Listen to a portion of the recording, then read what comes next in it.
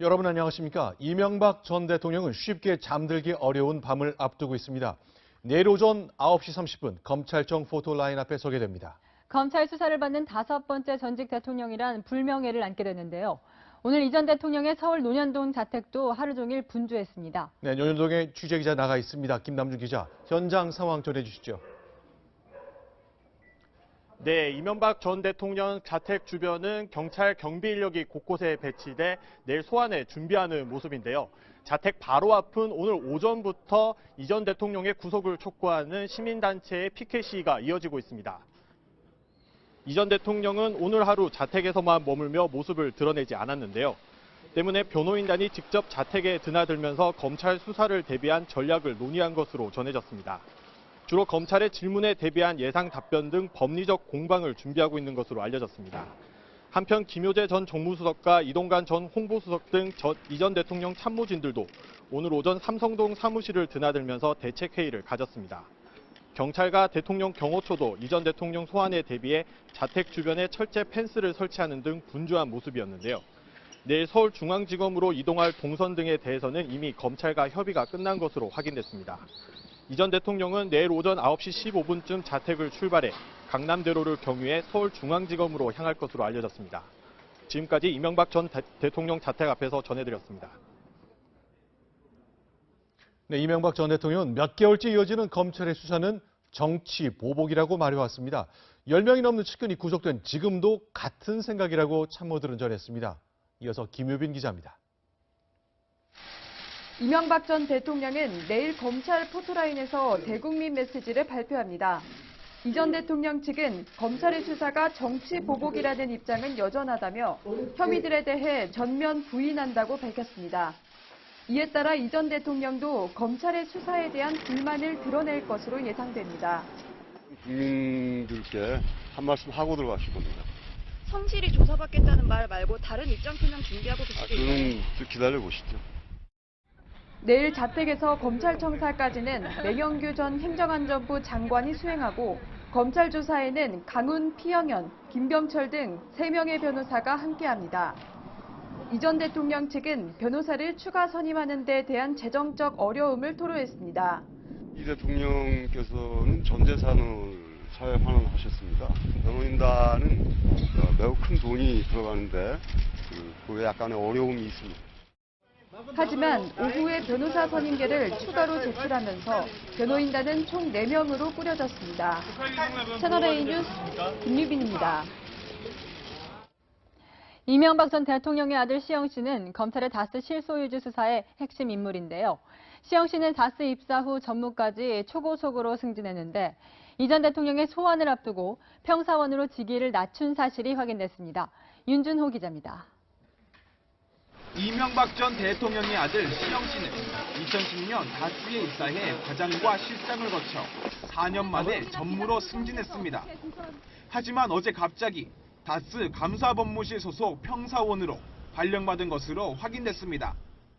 이 전 대통령 소환을 이틀 앞두고 이뤄진 인사 발령입니다.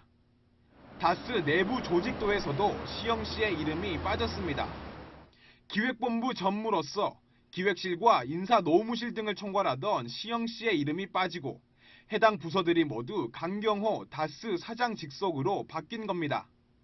다스 내부에서는 고의적인 인사 강등이란 주장이 나옵니다. 나중에 방어용 차원에서 이 시영 씨 장악했는 그런 전혀 없고 고효유관. 다스의 경영권을 시영 씨가 우회적으로 승계하려 한다는 의혹을 반박하기 위해 이뤄진 인사 조치란 분석도 나옵니다. 다스 측은 뚜렷한 해명을 내놓지 않았습니다. 답변 드릴 수 있는 내용은 아니고 없어요 저희들은. 검찰은 내일 이 전 대통령을 상대로 시영 씨의 다스 경영비리 관여 여부를 집중 추궁할 방침입니다. 채널A 뉴스 윤준호입니다. 이명박 전 대통령 소환을 하루 앞둔 오늘 문무일 검찰총장이 국회에 불려 나왔습니다. 야당은 검찰이 망신주기 수사를 하고 있다며 문 총장을 질타했습니다. 이동재 기자입니다.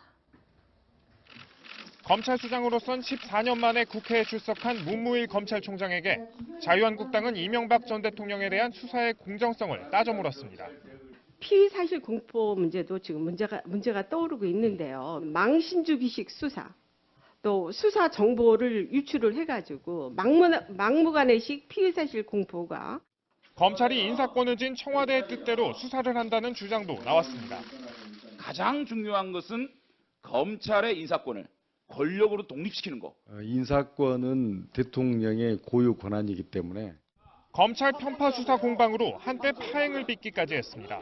제가 발언하면서도 여당도 똑같은 짓을 하고 있는. 정도껏 이제 발언 기회를 다 준다고 얘기하지 않았습니까, 위원장이? 이건 그만 못하겠네요. 정의를 선포합니다. 반면 여당은 문재인 대통령의 핵심 공약인 고위공직자 수사처 도입에 대한 동의를 요구했습니다. 문재인 대통령이 임명한 문무일 검찰총장님은 공수처 도입에 소극적이라는 판단밖에 할 수밖에. 문 총장은 공수처에 대해 삼권 분립 등 헌법에 어긋난다는 논쟁이 있다며 사실상 반대 의견을 내비쳤습니다. 채널A 뉴스 이동재입니다.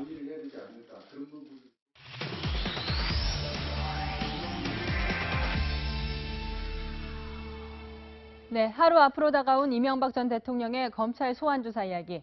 배림 사회부 차장과 뉴스 분석으로 이어가겠습니다. 키워드 먼저 설명해 주시죠. 네, 오늘의 키워드는 이명박 전 대통령의 대국민 메시지입니다. 이명박 전 대통령은 내일 이른 아침 논현동 자택에서 참모들과 티타임을 합니다. 그리고 나서 검찰총사로 출발하게 되는데요.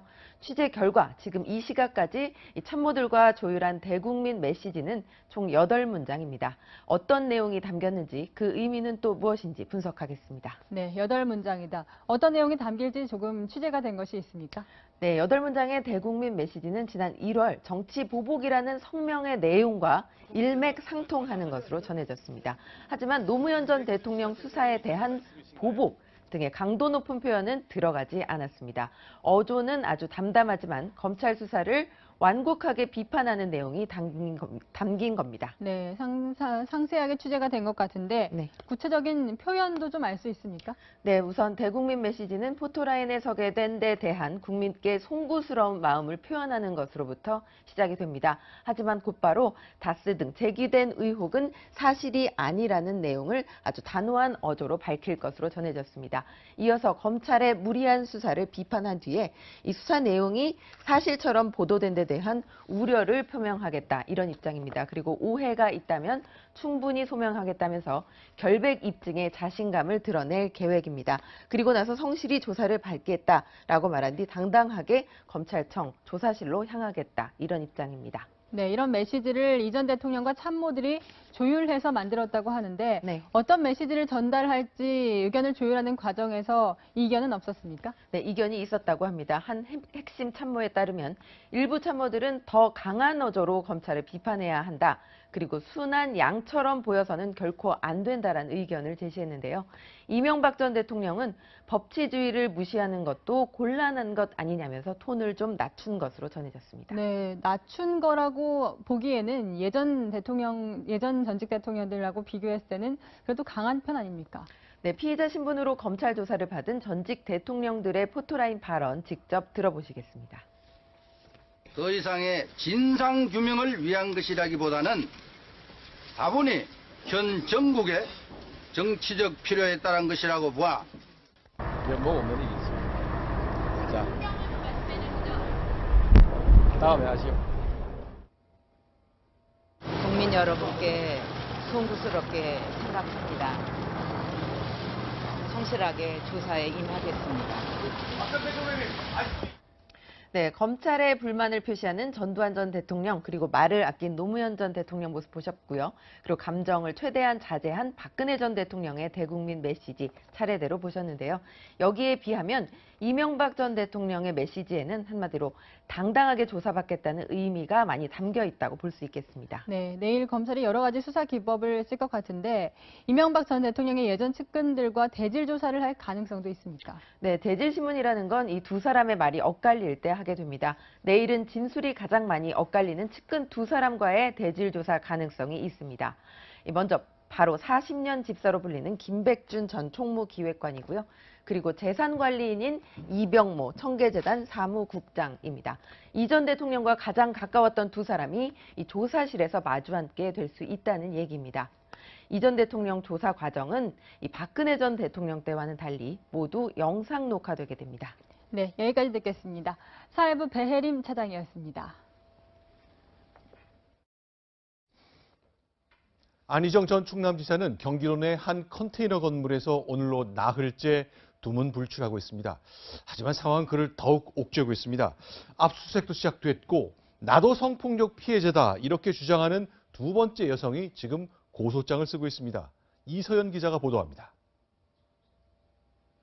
안희정 전 충남지사는 검찰 자진 출석 이후 경기도 모처의 컨테이너 건물에서 나흘째 머무르고 있습니다.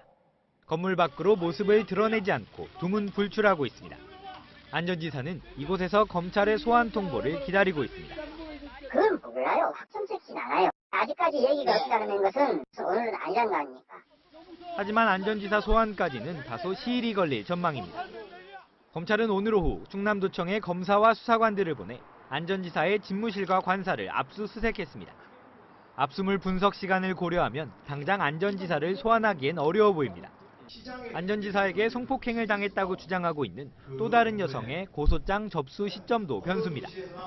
이 여성은 최근 변호인 선임을 마치고 고소장을 작성 중인 것으로 확인됐습니다.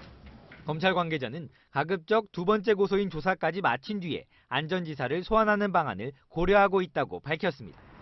때문에 검찰 소환 통보를 기다리는 안 전 지사의 은둔 생활도 당분간 계속될 전망입니다. 채널A 뉴스 이서연입니다.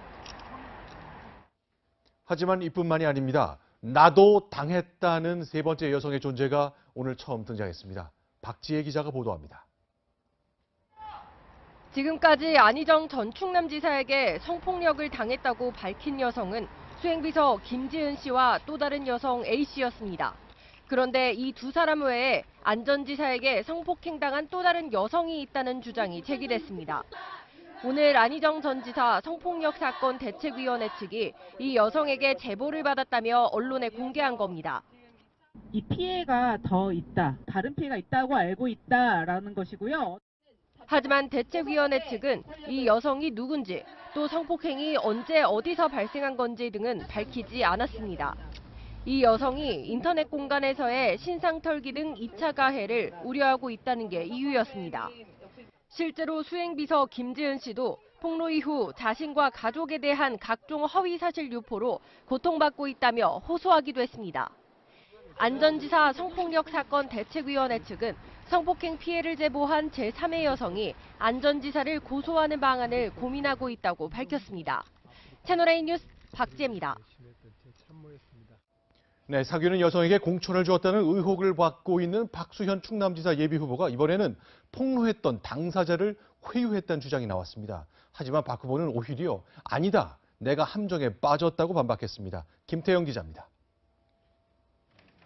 SNS를 통해 박수현 후보의 불륜 의혹을 폭로했던 민주당원 오영환 씨가 또 다른 의혹을 폭로했습니다. 선거 이후 보상을 암시하며 합의서를 써달라고 했다는 것. 중앙당에서 이제 그런 얘기를 좀 해주더라. 저하고 합의가 되고 한다면은 좋은 결과가 나올 수도 있지 않겠냐. 합의서 내용도 박 후보가 직접 썼는데 내용이 너무 터무니없어 더 이상 상대하지 않았다고 주장했습니다. 거짓말을 하라는 얘기밖에 안 돼. 그다음부터 제가 그냥 전화 계속 오는 거 전화도 안 받아. 박 후보는 함정에 빠졌다며 오 씨를 비난했습니다.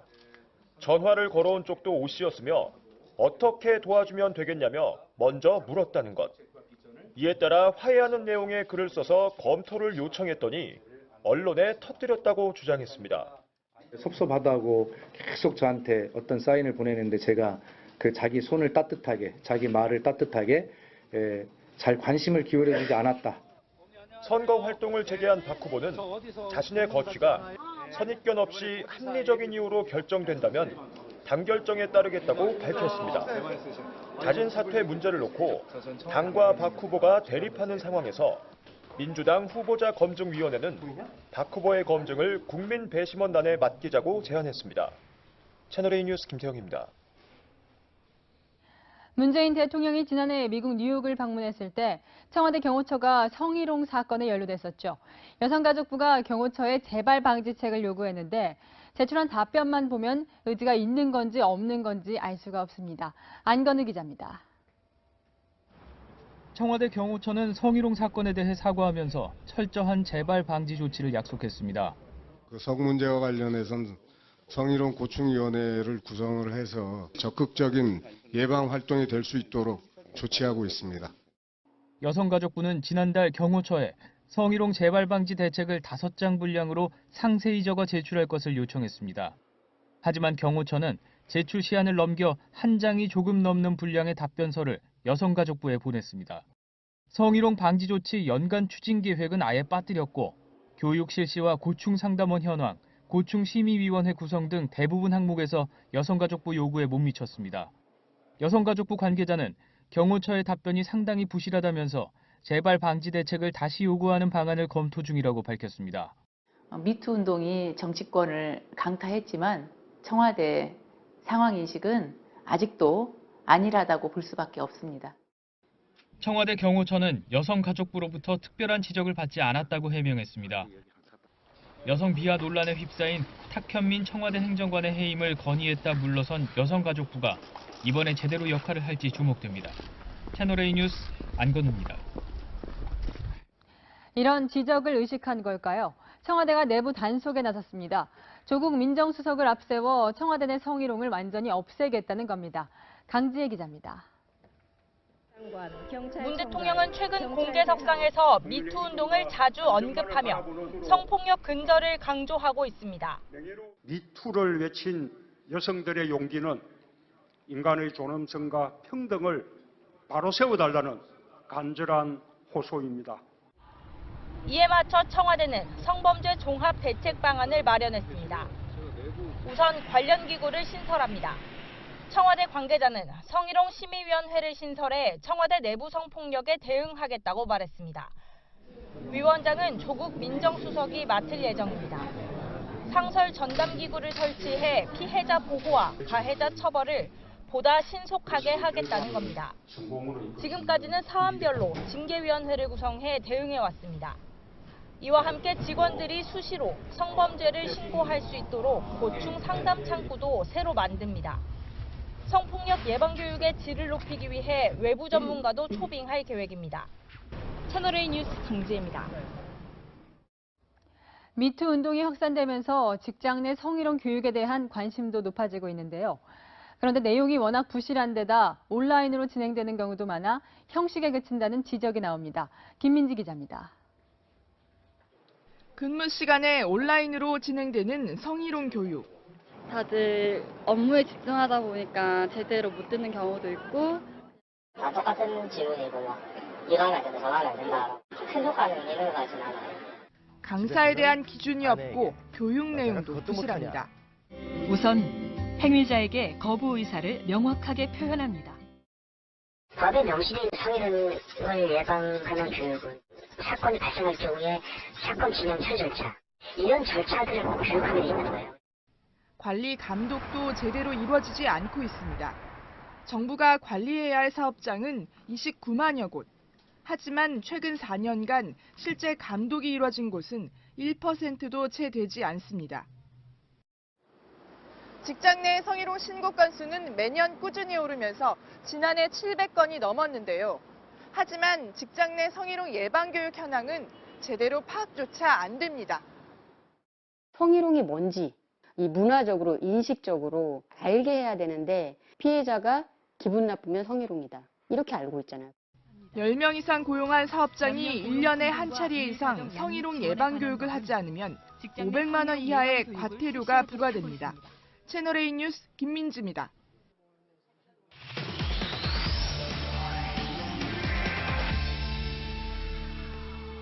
네, 미투 운동이 정치권을 강타하면서 피해 여성에 대한 2차 가해가 이어지고 있다는 소식이 나옵니다. 사회부 이윤상 사건 팀장과 함께 알아보겠습니다. 자, 이 팀장, 오늘의 분석 키워드가 뭔가요? 네, 오늘의 키워드는 바로 2차 피해입니다. 최근 미투 고백이 이어지면서 피해를 주장한 여성들이 2차 피해를 호소하는 경우가 있는데요. 성폭력 범죄 자체로 인한 게 1차 피해라면 여기서 파생되는 법률적, 도덕적 부수 피해를 통틀어서 2차 피해라고 합니다. 자, 그렇다면 그 2차 피해. 지난주에 안희정 충남지사를 겨냥해 얼굴을 직접 공개하면서 문제 제기했던 그 김지은 씨가 지금 2차 피해를 호소하고 있다면서요. 네, 실제로 김지은 씨가 언론 인터뷰를 통해 성폭행 의혹을 제기한 직후부터 김 씨와 관련한 여러 얘기가 SNS를 통해 유포됐습니다. 대표적인 게 김지은 씨의 아버지가 특정 정당에서 정치 활동을 했다는 내용입니다. 그런데 김지은 씨 측 설명을 들어보면 김 씨 아버지는 당원으로 활동한 사실조차 없다고 합니다. 김 씨가 어떤 정치적 의도를 갖고 성폭행 주장을 했다는 오해를 불러일으킬 수 있는 루머였던 거죠. 김지은 씨 측의 법적 대응을 돕고 있는 대책위원회 얘기를 들어보겠습니다. 그 가족의 신상 털기가 시작되면서 피해자가 왠지 피해자 같지 않다고 이미지를 만들었습니다. 자, 그렇다면 또 하나 정봉주 전 민주당 의원, 그 정 전 의원 관련해서도 비슷한 상황이 벌어지고 있습니까? 네, 정봉주 전 의원의 지지 모임인 정봉주와 미래 권력들, 줄여서는 미권스라고 하죠. 이 모임 회원들이 인터넷 공간에서 엉뚱한 사람을 공격한 혐의로 경찰 수사를 받게 된 건데요. 정봉주 전 의원의 성추행 의혹이 제기되자 상대 여성이 누구일지에 관심이 모아졌습니다. 지지 모임 회원들은 여성 한 명을 당사자로 지목을 했는데요. 인터넷에 이 여성의 신상을 공개하는가 하면 협박성 메시지도 보냈다고 합니다. 이 여성은 정상적인 생활이 어려울 정도로 정신적 피해를 입었다며 회원들을 경찰에 고소했습니다. 자, 그럼 지금 얘기를 들어보면 생각보다 일반인보다는 이제 권력형 무언가가 연결됐을 경우 이런 상황이 좀 생기는 것 같은데 이런 건 왜 생긴다고 봐야 됩니까? 네, 전문가들은 성범죄가 갖고 있는 특성 때문이라고 설명을 하는데요. 목격자나 물증이 없는 경우가 많다 보니까 피해를 주장한 측의 진술이 얼마나 일관되는지, 신빙성이 있는지, 또 이를 뒷받침할 간접 증거들은 얼마나 있는지에 수사에 초점이 모아집니다. 결국 가해자로 지목된 사람 본인과 그의 가족, 넓게는 주변 지인, 최근 사건의 예를 든다면 정치적 지지자들까지 상대방 주장에 허점이 없는지 살펴보는 과정에서 또 다른 피해가 생긴다는 겁니다. 전문가 얘기를 들어보겠습니다. 2차 피해는 의도했을 수도 있고 의도하지는 않았지만 발생할 수도 있는데 어느 경우든 피해자가 입은 피해와 상처에 대해서 진지하게 생각하거나 접근하지 않은 것에서 비롯된다고 봅니다. 미투 운동이 확산되면서 성범죄 사건 그 자체와 함께 2차 피해의 심각성도 결코 간과할 수 없는 문제로 떠올랐습니다.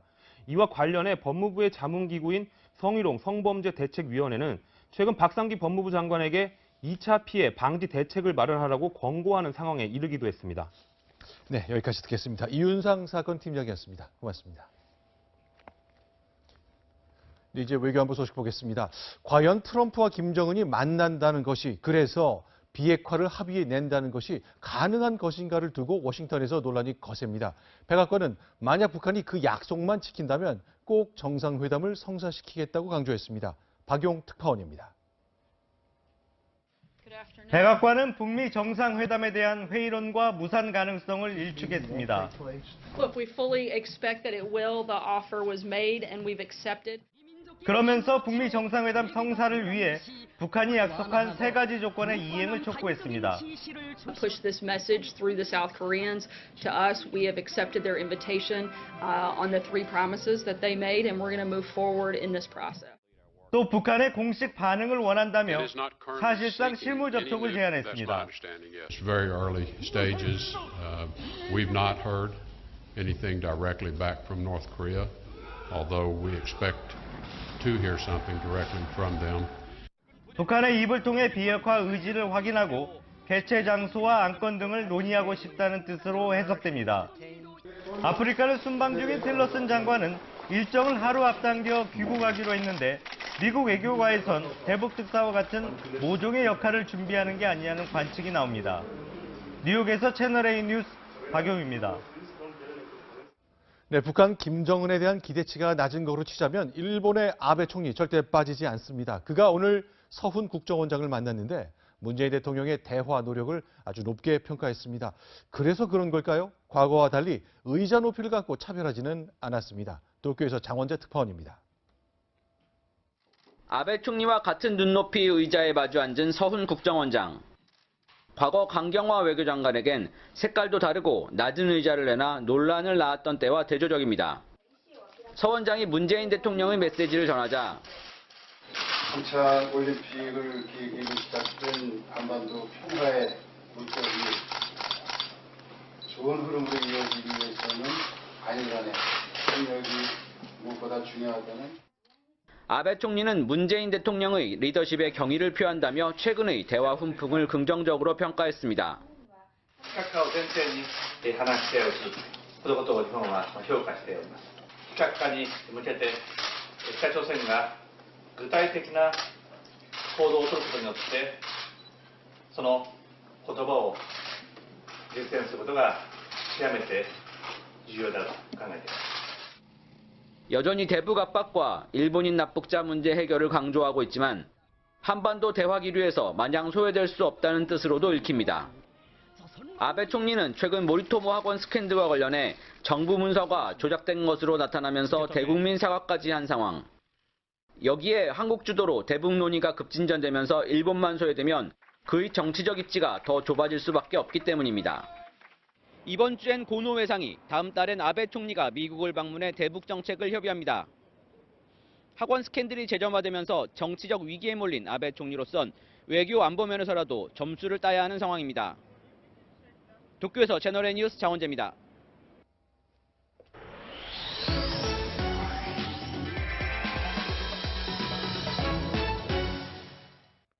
뉴스터치 시작합니다. 오늘은 수제 담배 이야기입니다. 담배값이 오르면서 소비자가 직접 만드는 수제 담배를 찾는 분들도 늘고 있는데요.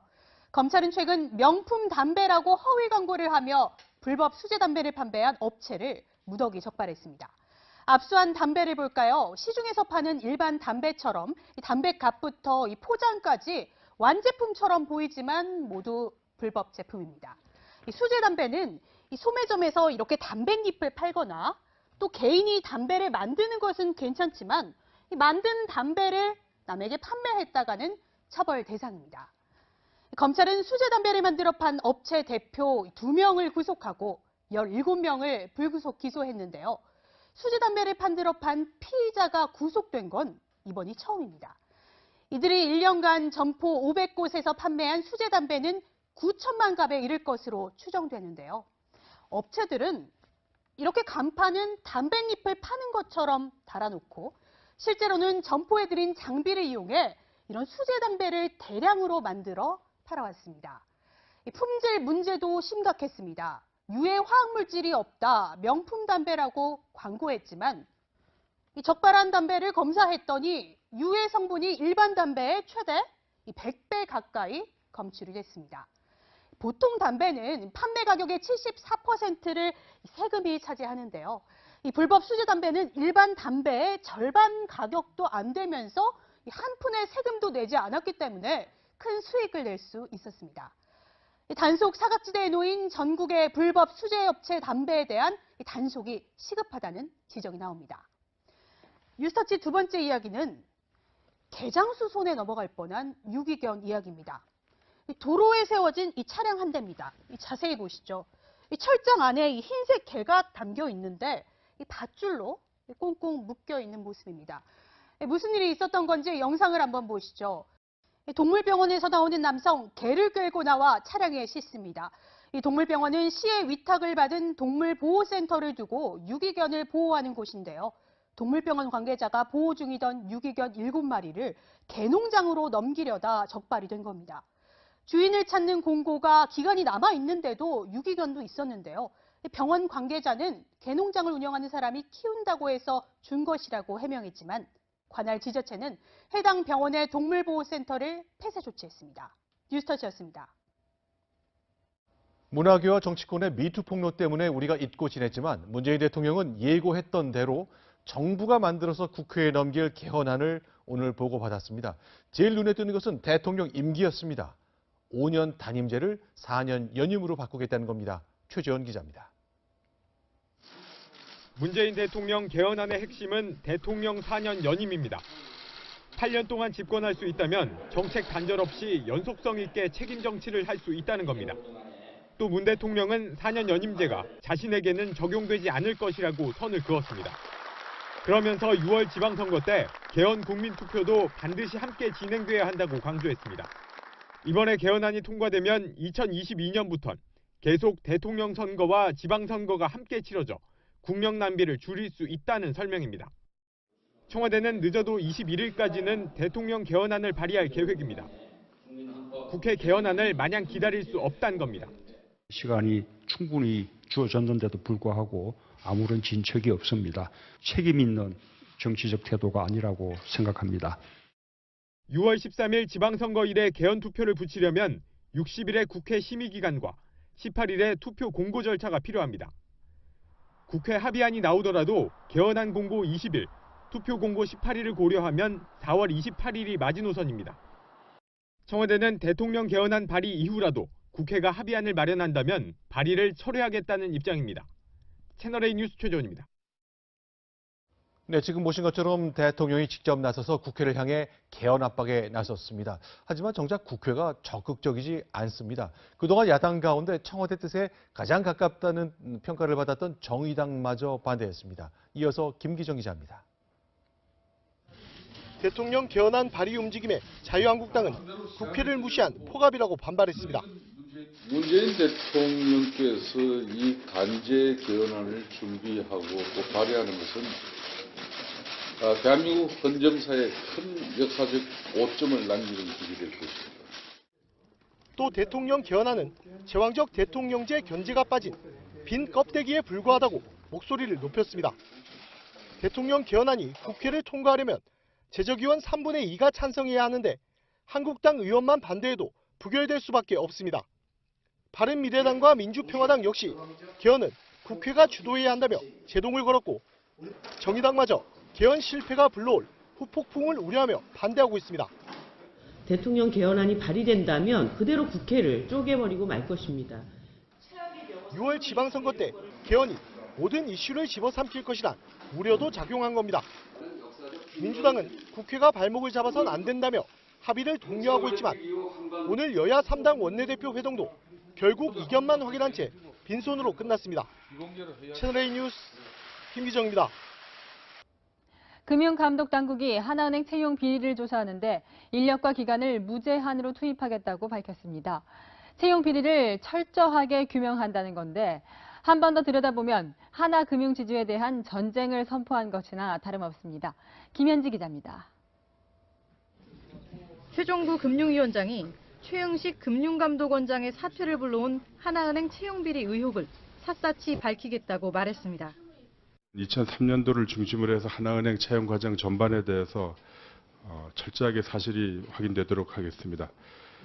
검사 인력이라든지 검사 기간에 제한을 두지 않고 표면상 채용 비리가 반복되지 않도록 단도리 하겠다는 뜻이지만 하나금융지주에 대한 불편한 속내를 드러냅니다.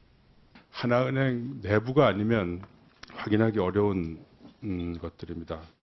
여권 일각에서는 최 원장의 사퇴를 불러온 이번 사태가 금과먼을 겨냥한 정치적 폭로라고 보고 하나금융지주를 손봐야 한다는 시각이 파다합니다. 아까 발본색원이라고 단어를 쓰신 걸로 기억을 하는데 반드시 그러셔야 된다. 하나금융지주는 내부 임직원이 제보를 했다는 추측은 사실이 아니라고 강하게 부인하고 있지만 이번 사태가 열흘 뒤 김정태 하나금융지주 회장의 3연임을 결정하는 주주총회에 어떤 영향을 미칠지 주목됩니다. 채널A 뉴스 김현지입니다. 엄청난 공적 자금이 투입된 대우조선해양이 6년 만에 흑자를 냈다는 반가운 소식입니다. 헌데 곧바로 임금 인상 요구가 나왔다는데요. 고통을 감내해온 노동자들에게 보상해줘야 한다는 목소리와 잔치부터 벌이냐고 비판해야 한다는 주장이 나뉩니다. 정민지 기자입니다. 대우조선해양의 지난해 영업이익은 약 7,300억 원. 연간 흑자는 2011년 이후 6년 만입니다. 정부가 최근 2년에 걸쳐 7조 원이 넘는 공적 자금을 쏟아부었고 이 덕에 적자를 면했다는 분석이 나옵니다. 그런데 노조는 경영 상황이 나아졌다며 2015년부터 이어진 임금 동결을 끝내고 4%대의 기본급 인상을 1차 안으로 내걸었습니다. 좌우 계획으로 인해서 한 실질 임금이 2천만 원 이상은 좀 삭감이 되는 상황이거든요. 최저 임금 인사, 근로시간 단축도 있지 않습니까? 이런 것도 여러 가지 있기 때문에. 하지만 졸라맨 허리띠를 풀기에는 아직 이르다는 비판이 나옵니다. 4분기에 들어서 다시 적자로 전환되기까지 한 상황이어서 추가적인 비용이 증가할 수 있는 형태의 임금 증가에 대해서는 우리가 신중할 필요는 있습니다. 조선업 불황 속의 대우조선의 회생은 일감 확보와 함께 인건비를 포함한 생산 원가 절감에 달려 있다고 전문가들은 보고 있습니다. 채널A 뉴스 정민지입니다. 완벽한 봄은 쉽게 오는 법이 없습니다. 오늘도 미세먼지 때문에 아쉬움이 남는 날씨였는데요. 지금은 대기질이 정상 수준 회복하고 거리의 시민들도 마스크를 거의 쓰지 않은 모습입니다. 내일은 날씨 상황이 오늘보다 좋아집니다. 내일 구름량이 많아서 맑은 하늘 보긴 어렵습니다. 다만 낮 기온은 껑충 올라서 오늘보다 따뜻해질 텐데요. 서울은 20도, 충청과 남부 지역은 22도 안팎까지 올라 무려 4월 하순만큼 온화하겠습니다. 패럴림픽이 열리고 있는 평창도 공기 자체는 온화하지만 바람이 초속 10m까지 강하게 불겠습니다. 미세먼지는 보통 수준 유지하면서 오늘보다는 한결 쾌적한 공기 느끼실 수 있겠습니다. 목요일과 금요일에는 전국에 봄비가 오는데요. 이번 비는 강풍이 동반되고 또 비가 오면서 먼지도 씻어주고 고온 현상도 누그러들 걸로 전망하고 있습니다. 내일은 옷장에서 화사한 봄 외투 꺼내 입으시면 어떨까요? 외투 안에 얇은 옷만 겹쳐 입으신다면 체온 조절에도 문제 없습니다. 지금까지 명동에서 채널A 뉴스 남혜정입니다. 청년에게 꿈과 희망을 채널A가 함께합니다. 시청해주셔서 감사합니다. 이동자입니다.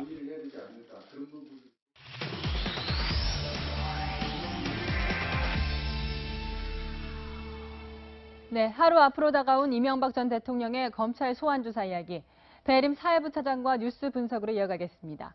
키워드 먼저 설명해 주시죠.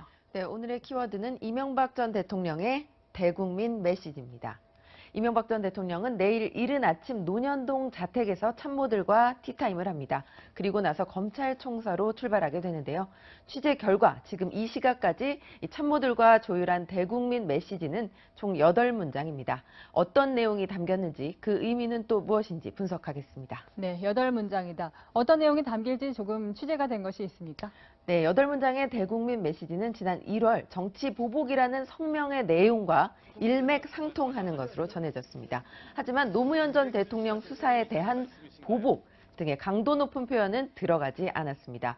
어조는 아주 담담하지만 검찰 수사를 완곡하게 비판하는 내용이 담긴 겁니다. 네, 상세하게 취재가 된 것 같은데 네. 구체적인 표현도 좀 알 수 있습니까? 네, 우선 대국민 메시지는 포토라인에 서게 된 데 대한 국민께 송구스러운 마음을 표현하는 것으로부터 시작이 됩니다. 하지만 곧바로 다스 등 제기된 의혹은 사실이 아니라는 내용을 아주 단호한 어조로 밝힐 것으로 전해졌습니다.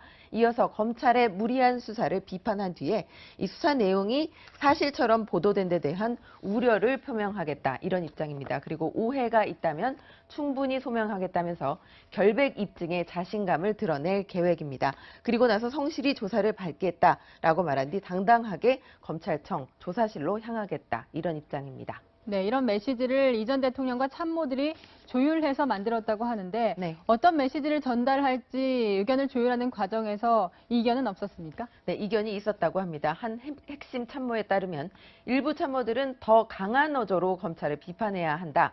그리고 순한 양처럼 보여서는 결코 안 된다라는 의견을 제시했는데요. 이명박 전 대통령은 법치주의를 무시하는 것도 곤란한 것 아니냐면서 톤을 좀 낮춘 것으로 전해졌습니다. 네, 낮춘 거라고 보기에는 예전 전직 대통령들하고 비교했을 때는 그래도 강한 편 아닙니까? 네, 피해자 신분으로 검찰 조사를 받은 전직 대통령들의 포토라인 발언 직접 들어보시겠습니다.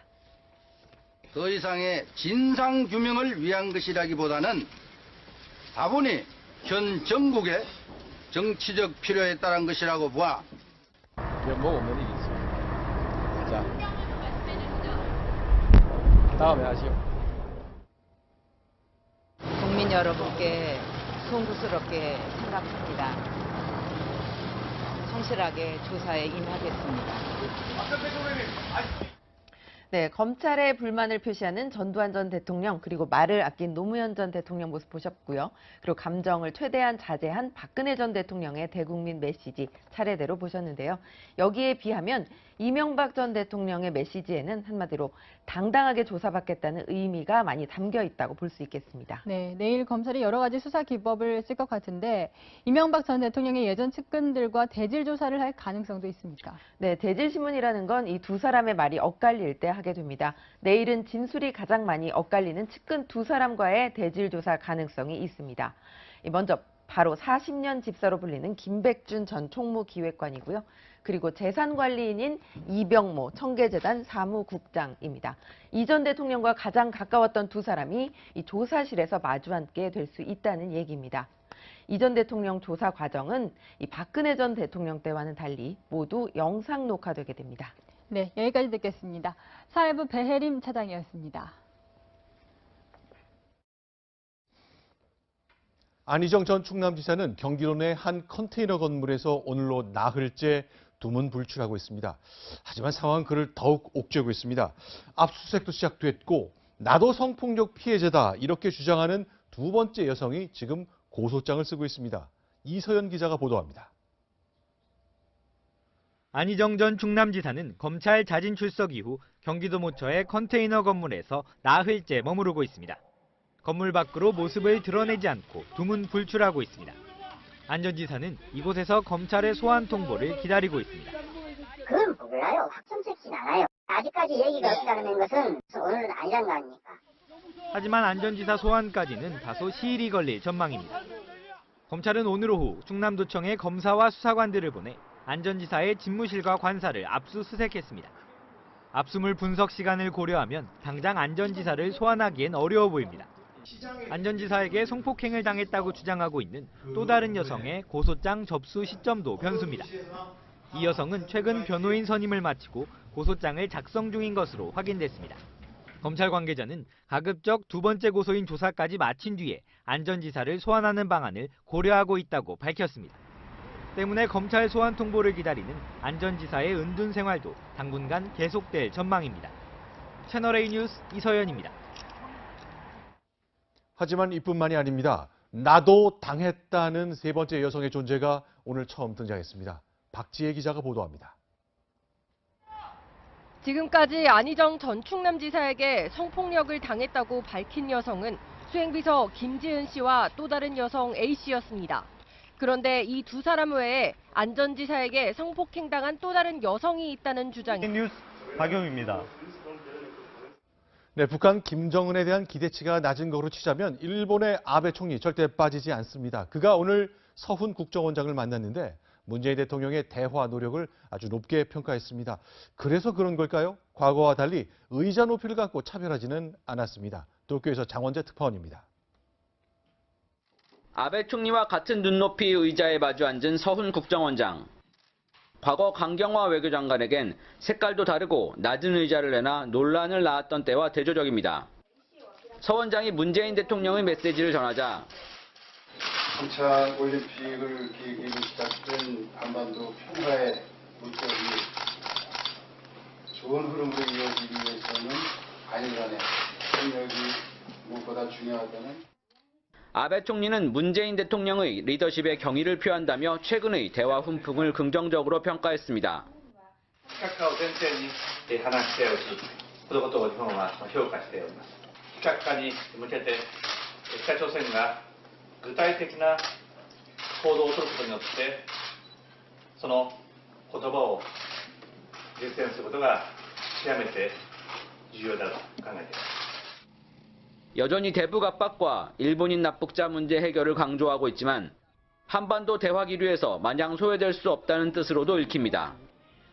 아베 총리는 최근 모리토모 학원 스캔들과 관련해 정부 문서가 조작된 것으로 나타나면서 대국민 사과까지 한 상황. 여기에 한국 주도로 대북 논의가 급진전되면서 일본만 소외되면 그의 정치적 입지가 더 좁아질 수밖에 없기 때문입니다. 이번 주엔 고노 외상이 다음 달엔 아베 총리가 미국을 방문해 대북 정책을 협의합니다. 학원 스캔들이 재점화되면서 정치적 위기에 몰린 아베 총리로선 외교 안보 면에서라도 점수를 따야 하는 상황입니다. 도쿄에서 채널A 뉴스 장원재입니다.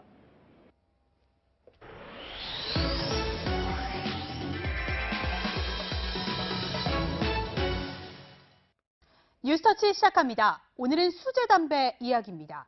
담배값이 오르면서 소비자가 직접 만드는 수제 담배를 찾는 분들도 늘고 있는데요. 검찰은 최근 명품 담배라고 허위 광고를 하며 불법 수제 담배를 판매한 업체를 무더기 적발했습니다. 압수한 담배를 볼까요? 시중에서 파는 일반 담배처럼 담배값부터 포장까지 완제품처럼 보이지만 모두 불법 제품입니다. 수제 담배는 이 소매점에서 이렇게 담뱃잎을 팔거나 또 개인이 담배를 만드는 것은 괜찮지만 이 만든 담배를 남에게 판매했다가는 처벌 대상입니다. 검찰은 수제 담배를 만들어 판 업체 대표 2명을 구속하고 17명을 불구속 기소했는데요. 수제 담배를 만들어 판 피의자가 구속된 건 이번이 처음입니다. 이들이 1년간 점포 500곳에서 판매한 수제 담배는 9천만 갑에 이를 것으로 추정되는데요. 업체들은 이렇게 간판은 담뱃잎을 파는 것처럼 달아놓고 실제로는 점포에 들인 장비를 이용해 이런 수제 담배를 대량으로 만들어 팔아왔습니다. 품질 문제도 심각했습니다. 유해 화학물질이 없다, 명품 담배라고 광고했지만 이 적발한 담배를 검사했더니 유해 성분이 일반 담배의 최대 100배 가까이 검출이 됐습니다.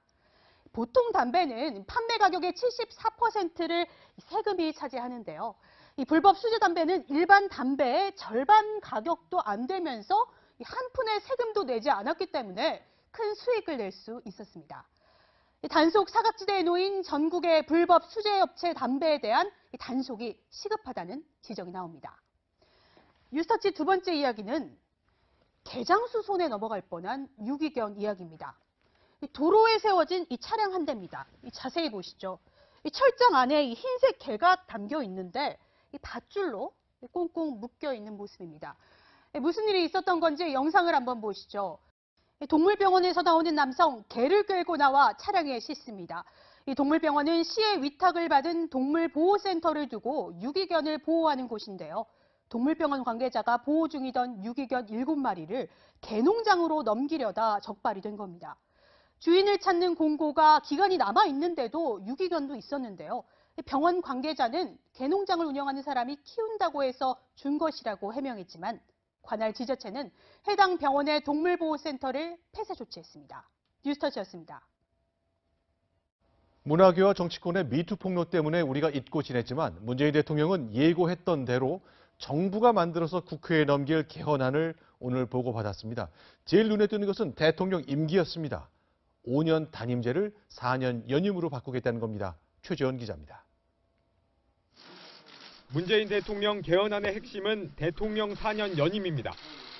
8년 동안 집권할 수 있다면 정책 단절 없이 연속성 있게 책임 정치를 할 수 있다는 겁니다. 또 문 대통령은 4년 연임제가 자신에게는 적용되지 않을 것이라고 선을 그었습니다. 그러면서 6월 지방선거 때 개헌 국민투표도 반드시 함께 진행돼야 한다고 강조했습니다. 이번에 개헌안이 통과되면 2022년부턴 계속 대통령 선거와 지방선거가 함께 치러져 국명 낭비를 줄일 수 있다는 설명입니다. 청와대는 늦어도 21일까지는 대통령 개헌안을 발의할 계획입니다. 국회 개헌안을 마냥 기다릴 수 없다는 겁니다. 시간이 충분히 주어졌는데도 불구하고 아무런 진척이 없습니다.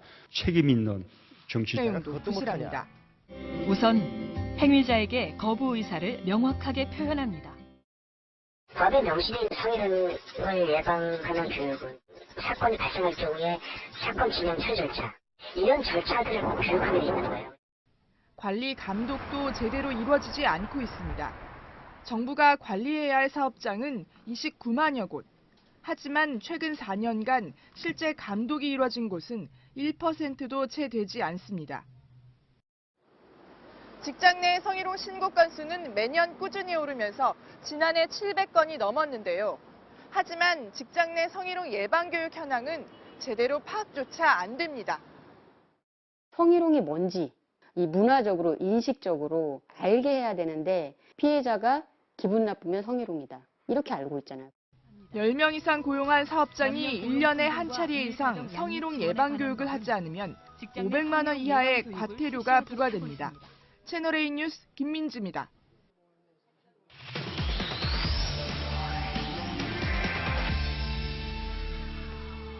네, 미투 운동이 정치권을 강타하면서 피해 여성에 대한 2차 가해가 이어지고 있다는 소식이 나옵니다. 사회부 이윤상 사건 팀장과 함께 알아보겠습니다. 자, 이 팀장, 오늘의 분석 키워드가 뭔가요?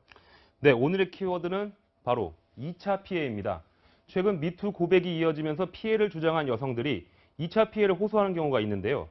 성폭력 범죄 자체로 인한 게 1차 피해라면 여기서 파생되는 법률적 도덕적 부수 피해를 통틀어서 2차 피해라고 합니다. 자, 그렇다면 그 2차 피해. 지난주에 안희정 충남지사를 겨냥해 얼굴을 직접 공개하면서 문제 제기했던 그 김지은 씨가 지금 2차 피해를 호소하고 있다면서요. 네, 실제로 김지은 씨가 언론 인터뷰를 통해 성폭행 의혹을 제기한 직후부터 김 씨와 관련한 여러 얘기가 SNS를 통해 유포됐습니다. 대표적인 게 김지은 씨의 아버지가 특정 정당에서 정치 활동을 했다는 내용입니다. 그런데 김지은 씨 측 설명을 들어보면 김 씨 아버지는 당원으로 활동한 사실조차 없다고 합니다. 김 씨가 어떤 정치적 의도를 갖고 성폭행 주장을 했다는 오해를 불러일으킬 수 있는 루머였던 거죠. 김지은 씨 측의 법적 대응을 돕고 있는 대책위원회 얘기를 들어보겠습니다. 그 가족의 신상 털기가 시작되면서 피해자가 왠지 피해자 같지 않다고 이미지를 만들었습니다.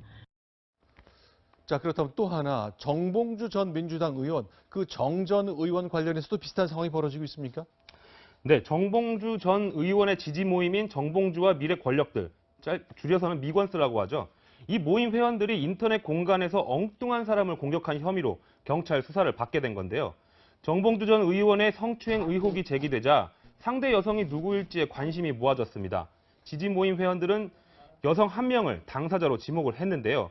인터넷에 이 여성의 신상을 공개하는가 하면 협박성 메시지도 보냈다고 합니다. 이 여성은 정상적인 생활이 어려울 정도로 정신적 피해를 입었다며 회원들을 경찰에 고소했습니다. 자, 그럼 지금 얘기를 들어보면 생각보다 일반인보다는 이제 권력형 무언가가 연결됐을 경우 이런 상황이 좀 생기는 것 같은데 이런 건 왜 생긴다고 봐야 됩니까? 네, 전문가들은 성범죄가 갖고 있는 특성 때문이라고 설명을 하는데요. 목격자나 물증이 없는 경우가 많다 보니까 피해를 주장한 측의 진술이 얼마나 일관되는지, 신빙성이 있는지, 또 이를 뒷받침할 간접 증거들은 얼마나 있는지에 수사에 초점이 모아집니다. 결국 가해자로 지목된 사람 본인과 그의 가족, 넓게는 주변 지인, 최근 사건의 예를 든다면 정치적 지지자들까지 상대방 주장에 허점이 없는지 살펴보는 과정에서 또 다른 피해가 생긴다는 겁니다. 전문가 얘기를 들어보겠습니다. 2차 피해는 의도했을 수도 있고 의도하지는 않았지만 발생할 수도 있는데 어느 경우든 피해자가 입은 피해와 상처에 대해서 진지하게 생각하거나 접근하지 않은 것에서 비롯된다고 봅니다. 미투 운동이 확산되면서 성범죄 사건 그 자체와 함께 2차 피해의 심각성도 결코 간과할 수 없는 문제로 떠올랐습니다. 이와 관련해 법무부의 자문기구인 성희롱 성범죄대책위원회는 최근 박상기 법무부 장관에게 2차 피해 방지 대책을 마련하라고 권고하는 상황에 이르기도 했습니다. 네, 여기까지 듣겠습니다. 이윤상 사건 팀장이었습니다. 고맙습니다. 네, 이제 외교안보 소식 보겠습니다. 과연 트럼프와 김정은이 만난다는 것이 그래서 비핵화를 합의해 낸다는 것이 가능한 것인가를 두고 워싱턴에서 논란이 거셉니다. 백악관은 만약 북한이 그 약속만 지킨다면 꼭 정상회담을 성사시키겠다고 강조했습니다. 박용 특파원입니다. 백악관은 북미 정상회담에 대한 회의론과 무산 가능성을 일축했습니다. Look, we fully expect that it will. The offer was made and we've accepted. 그러면서 북미 정상회담 성사를 위해 북한이 약속한 세 가지 조건의 이행을 촉구했습니다. Push this message through the South Koreans.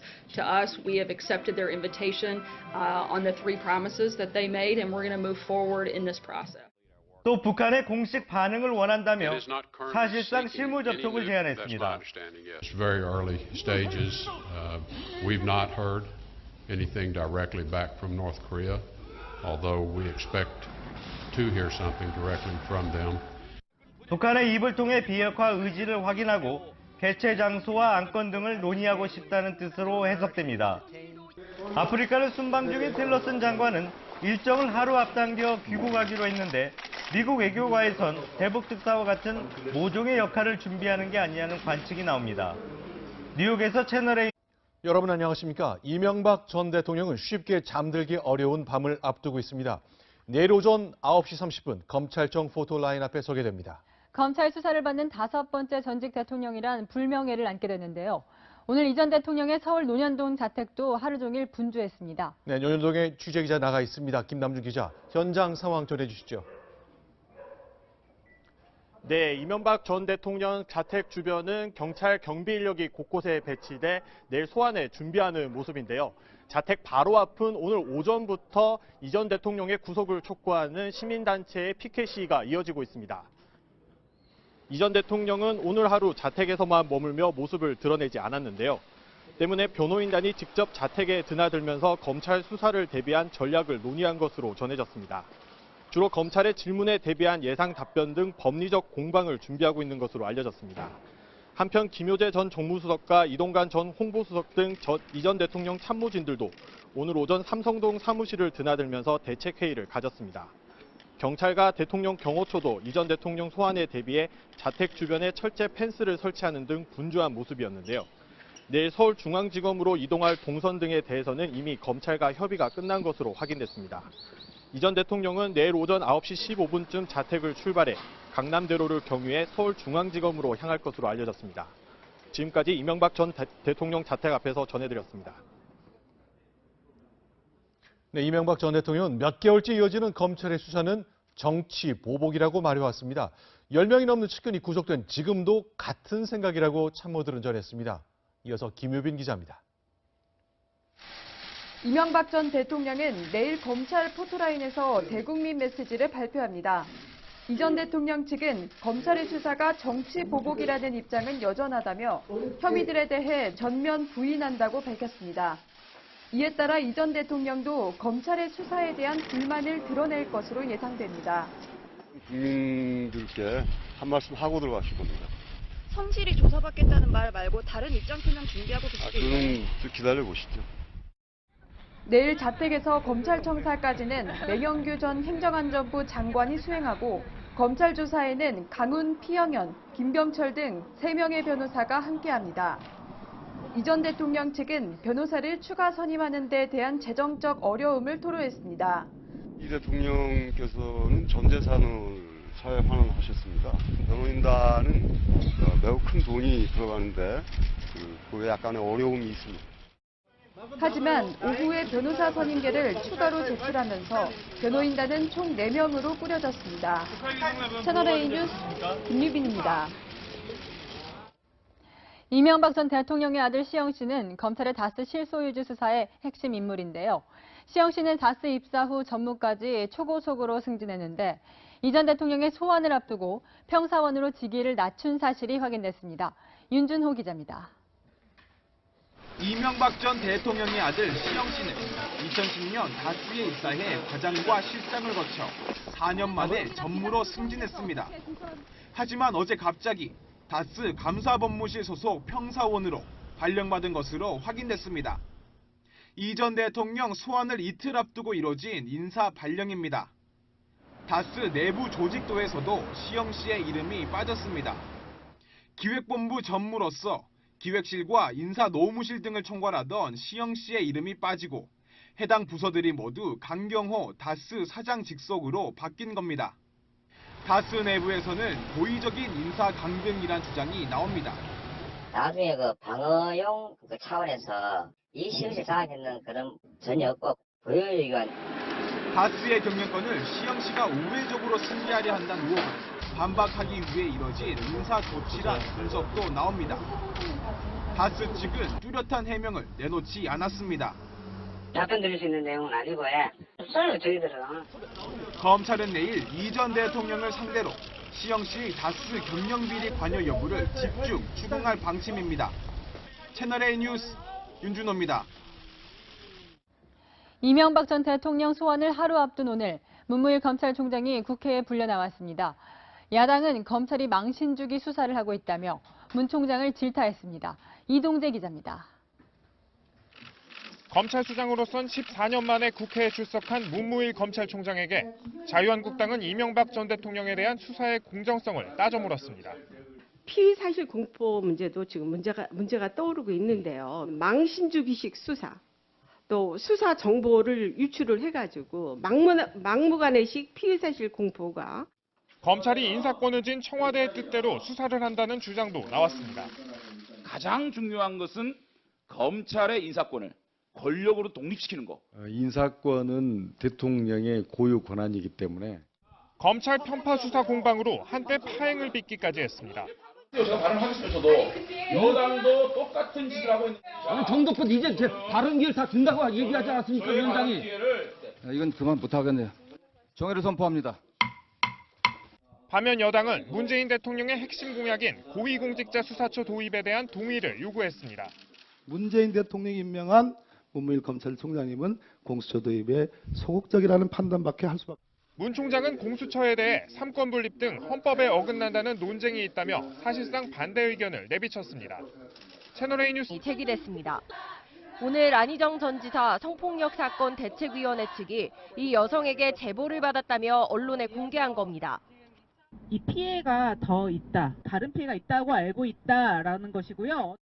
하지만 대책위원회 측은 이 여성이 누군지, 또 성폭행이 언제 어디서 발생한 건지 등은 밝히지 않았습니다. 이 여성이 인터넷 공간에서의 신상 털기 등 2차 가해를 우려하고 있다는 게 이유였습니다. 실제로 수행비서 김지은 씨도 폭로 이후 자신과 가족에 대한 각종 허위 사실 유포로 고통받고 있다며 호소하기도 했습니다. 안 전 지사 성폭력 사건 대책위원회 측은 성폭행 피해를 제보한 제3의 여성이 안 전 지사를 고소하는 방안을 고민하고 있다고 밝혔습니다. 채널A 뉴스 박지혜입니다. 네, 사귀는 여성에게 공천을 주었다는 의혹을 받고 있는 박수현 충남지사 예비후보가 이번에는 폭로했던 당사자를 회유했다는 주장이 나왔습니다. 하지만 박 후보는 오히려 아니다, 내가 함정에 빠졌다고 반박했습니다. 김태영 기자입니다. SNS를 통해 박수현 후보의 불륜 의혹을 폭로했던 민주당원 오영환 씨가 또 다른 의혹을 폭로했습니다. 선거 이후 보상을 암시하며 합의서를 써달라고 했다는 것. 중앙당에서 이제 그런 얘기를 좀 해주더라. 저하고 합의가 되고 한다면은 좋은 결과가 나올 수도 있지 않겠냐. 합의서 내용도 박 후보가 직접 썼는데 내용이 너무 터무니없어 더 이상 상대하지 않았다고 주장했습니다. 거짓말을 하라는 얘기밖에 안 돼. 그 다음부터 제가 그냥 전화 계속 오는 거 전화도 안 받아. 박 후보는 함정에 빠졌다며 오 씨를 비난했습니다. 전화를 걸어온 쪽도 오 씨였으며 어떻게 도와주면 되겠냐며 먼저 물었다는 것. 이에 따라 화해하는 내용의 글을 써서 검토를 요청했더니 언론에 터뜨렸다고 주장했습니다. 섭섭하다고 계속 저한테 어떤 사인을 보내는데 제가 그 자기 손을 따뜻하게, 자기 말을 따뜻하게 잘 관심을 기울여주지 않았다. 선거 활동을 재개한 박 후보는 자신의 거취가 선입견 없이 합리적인 이유로 결정된다면 당 결정에 따르겠다고 밝혔습니다. 자진 사퇴 문제를 놓고 당과 박 후보가 대립하는 상황에서 민주당 후보자 검증위원회는 박 후보의 검증을 국민배심원단에 맡기자고 제안했습니다. 채널A 뉴스 김태형입니다. 문재인 대통령이 지난해 미국 뉴욕을 방문했을 때 청와대 경호처가 성희롱 사건에 연루됐었죠. 여성가족부가 경호처에 재발 방지책을 요구했는데 제출한 답변만 보면 의지가 있는 건지 없는 건지 알 수가 없습니다. 안건우 기자입니다. 청와대 경호처는 성희롱 사건에 대해 사과하면서 철저한 재발 방지 조치를 약속했습니다.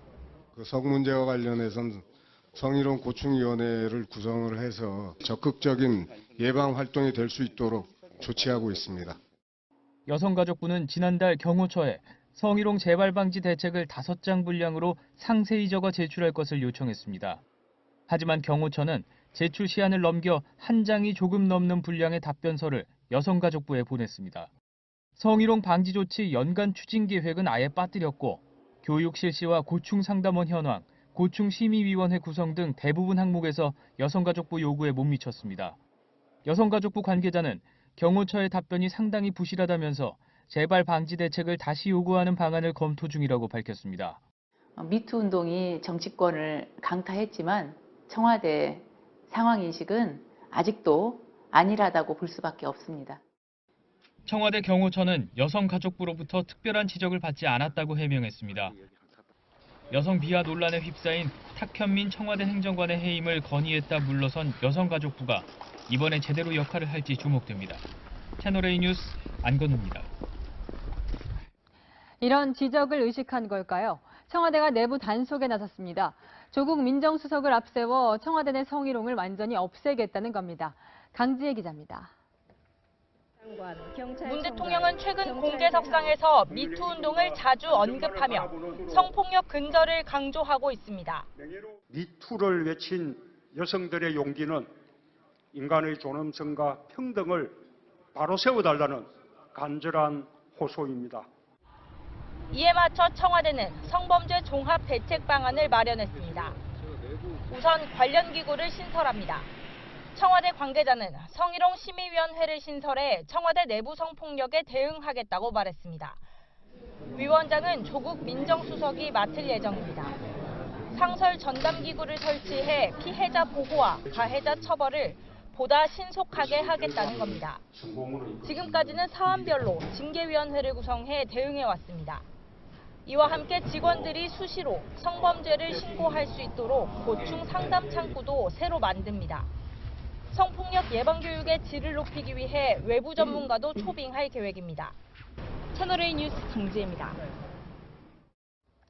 미투 운동이 확산되면서 직장 내 성희롱 교육에 대한 관심도 높아지고 있는데요.